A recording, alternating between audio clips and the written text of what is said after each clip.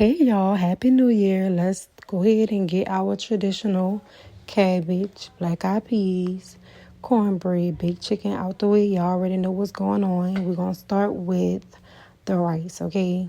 How many times y'all rinse off y'all rice before y'all know it's good enough? I honestly couldn't give you a number. Like, I couldn't say rinse your rice off 2 times or 3 times. I go off of when the color of the water look right for me. So, what about y'all? And I know y'all heard me say y'all know what's going on. Is it tradition for y'all to, like, for the first meal that you cook for the new year is black eyed peas and cabbage?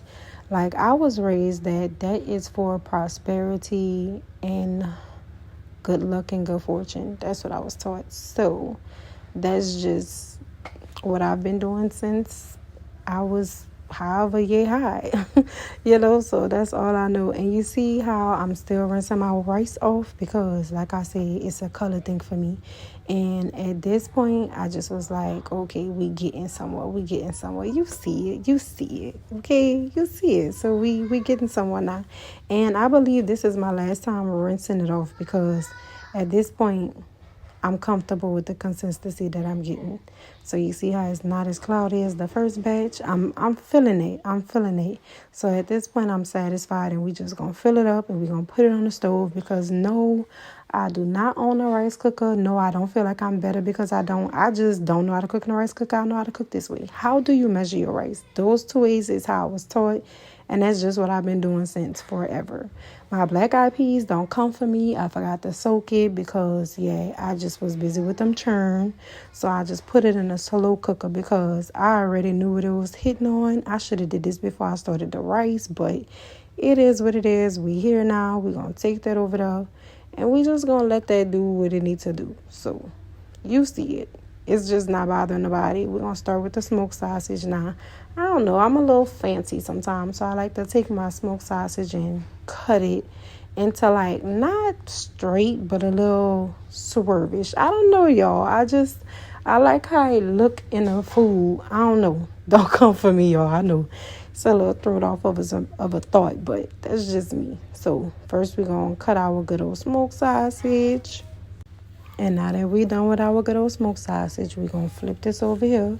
And we're going to start on our cabbage. Now, when I do cabbage, the first 2 layers of skin, I don't want it. It's been touched over with people trying to figure out if it's the one they want or not. So I always cut my stuff. And I know y'all saw me take it straight out the plastic. Don't come for me. I'm going to wash my cabbage. I just like to cut it and rinse it all the way through so I make sure every piece get the attention that it needs.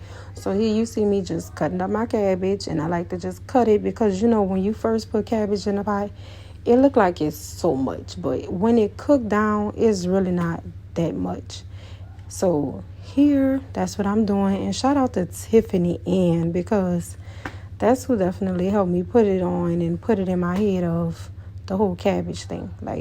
So appreciative to my big sister because, girl, she definitely came through with why I'm able to do that now. So here you see me just putting it together, and you see me with my fingers. That's because I was breaking up the parts that was still stuck together. So I say, okay, we're going to stop acting like I'm slow and just go ahead and put this in there. So now we're going to start with the smoked sausage. Like, y'all, I tell y'all, and I'll tell y'all a million times, brown that smoked sausage. Brown it.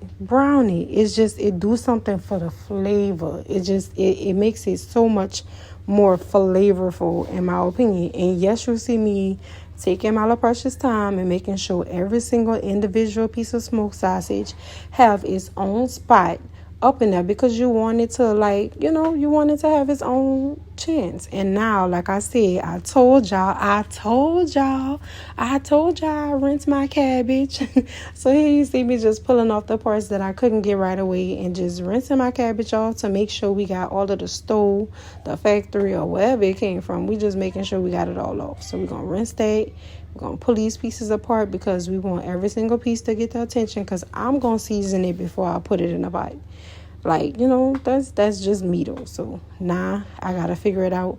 I'm like, how am I drain it? But smoked sausage needed its attention. You see how it's browning at the bottom?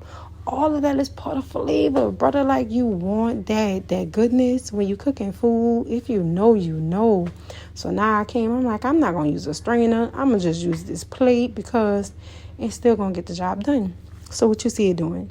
Getting the job done. So we're gonna take all that excess water off, because after we done with browning our stuff, we're gonna go ahead and throw that in. So yeah, that's what we doing. Now you see that brown stuff, we're gonna leave that in there because again, we building flavor. Next, you're gonna see me put the shrimp in there because I do shrimp and smoked sausage. So here you see me seasoning, and my smoked sausage is beef sausage. So yeah, that's that. I seasoned it with Lawry's. I'm sorry, I had to pause, y'all. I did Lawry's, I did oregano, basil, and that was it. Because I have all of the other stuff that's going to be in the cabbage and on the chicken. It's called balance. You don't need all that extra stuff, like, you know. So here you see me coming in with my paprika. And then you see me come back with some garlic powder. And then you see me come back with some Lawry's. No, I lied. That was definitely Tony's. And then I came in with a little bit of cayenne pepper, some basil, and some oregano. And then that's the onion powder. And that's all you need. So now we're going to put the minced garlic.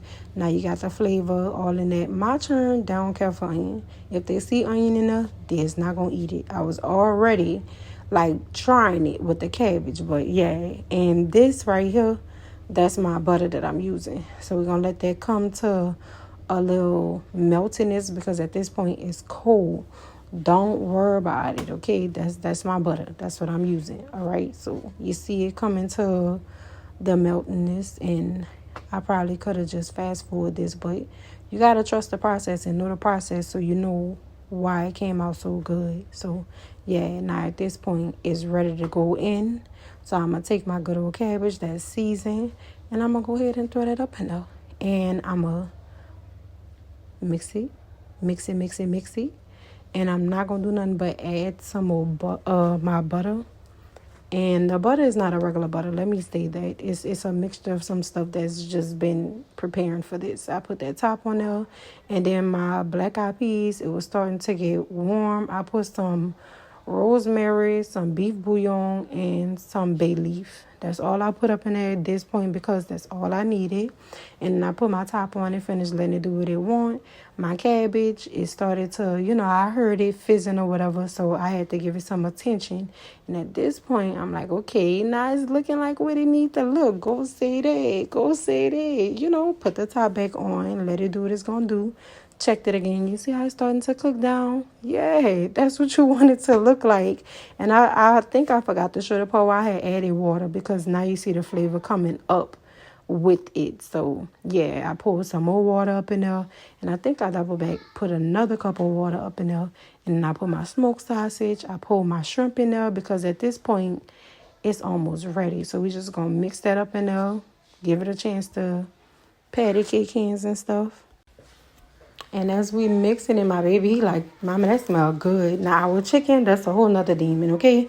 So, when you get chicken from the store, you got to make sure, like I said, you give it that extra love, that extra care. They do what they can, but that don't be enough for me. So here you just see me taking that yellow stuff off the bottom of the chicken legs. And at first, y'all, I was having a hard time because normally when I just peel it from the side, it come up. But I had to de-knife it to get that to come up, and I wasn't used to that. But here we are, we getting it done, and slowly but surely, we got through it. And we make sure we do that for every piece because we don't want that on our chicken. My children, they love to eat the chicken down to the bone, to the gristle. You hear me? Like they some real country kids. Nothing against the country, because I love it here. And we're going to do that to every piece of chicken. And now that we're done with that, we could come and season it. So first we're going to come through with some garlic powder. And then we come back, though, with a little bit of the Tony's. This was definitely Tony's already blended together. I don't know. I love Tony's. It kind of go. And then I came back with some onion powder, because onion powder just make the world go around. And I put some paprika on it because, I don't know, this is the smoked paprika. It give it a nice taste. All you need is a little, not a lot. And then that's the basil and the oregano. I don't have my gloves. I don't like touching that meat like that because I be all around in my kitchen. And here you just see me mixing it in, making sure every piece is covered and ready. I pulled the camera back so you could get a better view. But, I'm just taking the sauce from the bottom of the pan and making sure that every piece is just made with love. Take my pan. You see the pans. I spray my pan and now I'm laying it down piece by piece because we're going to throw this in the oven and we're going to let it do what it needs to do while the cabbage and the black eyed peas is cooking. So here we are. I couldn't decide at first, but I like when I do my chicken for it to lay opposite ways so it just have enough room. I don't know, so that's what I'm doing here. We're going to lay every single piece out. So that's what we're doing. And y'all, my kids, they love big chicken. Never fails. But this is the consistency of the smothered cabbage. And now we got to put our cornbread in the oven because, y'all, we is almost done. So that's the cornbread mix. We got a half a cup of milk. We also had 1 cracked egg. Had all the swiggle was me getting the XX yolk out of it. That's 6 scoops of butter. And we mixed that all together. Now, in a mix, I had added a little bit of extra sugar. I forgot to say that off camera. And a little bit of honey, too. But, yeah. Now, we just mixing it in, putting that wrist to work, making sure the consistency is exactly what you want it to be. And then we had to pop it in the oven at 375. I'm sorry, y'all. And it was for 30 minutes that it was put in the oven.